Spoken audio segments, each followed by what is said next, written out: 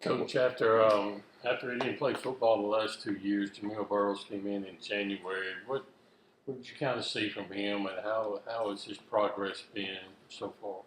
Um, well, he's got a lot of talent. He's got to get himself in shape.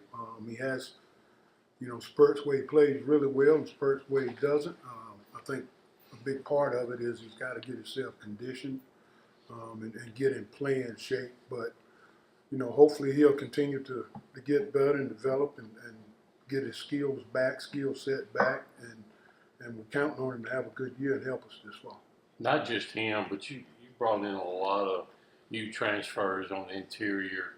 How different is that landscape from a depth standpoint compared to last year? Well, it's no comparison from a depth standpoint. I mean, we got numbers inside, and guys are competing for playing time, and I think it makes a good room. I mean, guys understand every day I got to perform, I got to do my job, and so from a depth standpoint, it really helped those guys, and hopefully we can keep them healthy and continue to develop that depth.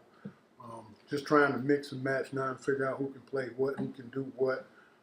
We'll get all that sorted out, finish sorting it out in fall camp. What do you think was some of the causes of the issues with the pass rush and run stopping last season? Well, I mean, obviously we got to be better. I think part of it was personnel. I think we got to coach better. We got to put them in better position.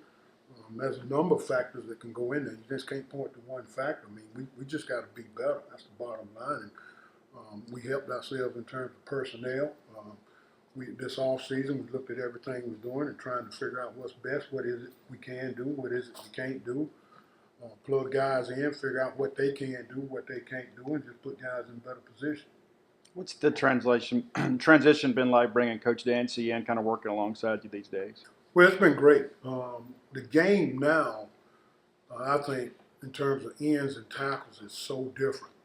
What the ends have to do and what the inside guys have to do. So it has helped us tremendously of having a guy that just focus on the end and the jacks, and so and I can just kind of zero in on those inside guys. So he's helped us, brought some ideas, some drills, and I think it's been really. I think the guys benefit more than anything. How was Dean from a health standpoint? Well, he's still trying to get healthy. He's been cleared. We got to be careful of what we ask him to do and don't overload and don't get too excited because he's back. And just we laugh about it, just try to get him through fall camp and get him to the first game and then go from there. Along those lines, too, I mean, a lot of these Mississippi guys have kind of helped you kind of forge this, D-line U thing here. When you kind of look at the guys that you've been able to recruit the last couple of years, what kind of stands out about those guys, maybe in hopes of carrying on that level of tradition? That's a good question. I don't know if the guys fully understand what went into quote unquote D-line U, the work ethic, how we approach our job.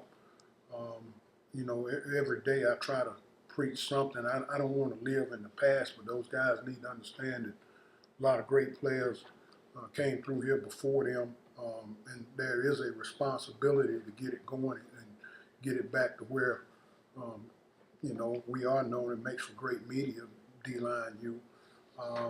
But we all that's developed by two things: how you play and the talent. And so we have to play better in order to get the recognition up front. The more you win, everybody gets recognition. There's never been great players on bad teams, so that's just kind of how it goes. So everything on defense starts up front, and we have to be better up front and very much better in the interior and on the edges, and then we kind of go from there. What goes into developing a room when you have so many new guys coming in and haven't played together before? You have to establish work ethic, number one, how we go about things. Hopefully you get guys that are motivated and want to do well, want to perform well. This day of NIL has changed the game. So, guys in the past were trying to get to the league. Now guys getting money and, we kind of joke around. Hey, check your ego and your checks at the door. You got to come in and work every day and grind. There is no shortcuts. There are no easy way. We can't cut corners. It's one way of doing things up front, and guys have to embrace that. What are you hoping to just accomplish in this month before the season starts? Well, I mean, obviously we got to get better. It's always about fundamentals and doing the little things better and knowing what to do and how to do it and executing, and then playing with effort. So it's a combination of all those things.